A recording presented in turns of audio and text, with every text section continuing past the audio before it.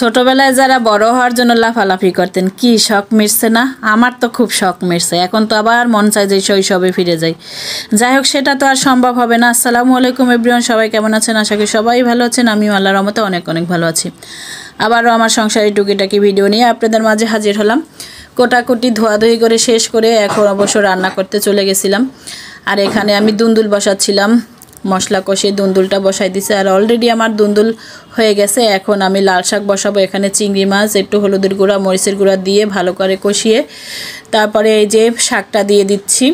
শাকটা দিয়ে ভালো করে নেড়েচেড়ে একটু কাঁচামরিচ ফালি করে দিচ্ছিলাম। আর এখানে কিন্তু আমার এই যে লাল শাকটা হয়ে গেছে। ফাঁকে ফাঁকে অন্য কাজগুলো আমার যে হেল্পিং হ্যান্ড আছে ও করে দিচ্ছিল। তো ঘরটা ঝাড়ু দিয়ে অবশ্য ঘর মুছবে, তো ঘরও ঝাড়ু দিই, তো ওর কাজ করছিল। আমি আবারও রান্নাঘরে চলে আসলাম। আর এখানে হাতে মাখিয়ে আজকে মুরগির মাংস রান্না করব। আর আমি মাংসটা সবসময় হাতে মাখিয়ে রান্না করার চেষ্টা করি। আর একেবারে লাল লাল কষা কষা ভুনা করব আজকে। আর এই যে ফাঁকে ফাঁকে আমি একটু চুলা টুলা মুছেও নিচ্ছিলাম। আর আজকের গ্যাস এত কম ছিল, রান্না করতে আমার অনেক সময় লেগে গেছে।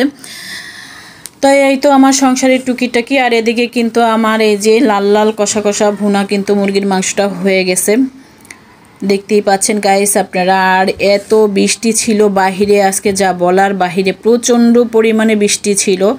তার বৃষ্টির দিনে একটু পকোড়া না খাইলে কি হয়। এটা হচ্ছিল আমার বিকালে নাস্তা, আলু দিয়ে একটা পকোড়া বানাইছিলাম। আর বৃষ্টির সময় কার কার পকোড়া খেতে ভালো লাগে অবশ্যই কমেন্ট করে জানাবেন। তো সবাই ভালো থাকবেন। আসসালামু আলাইকুম।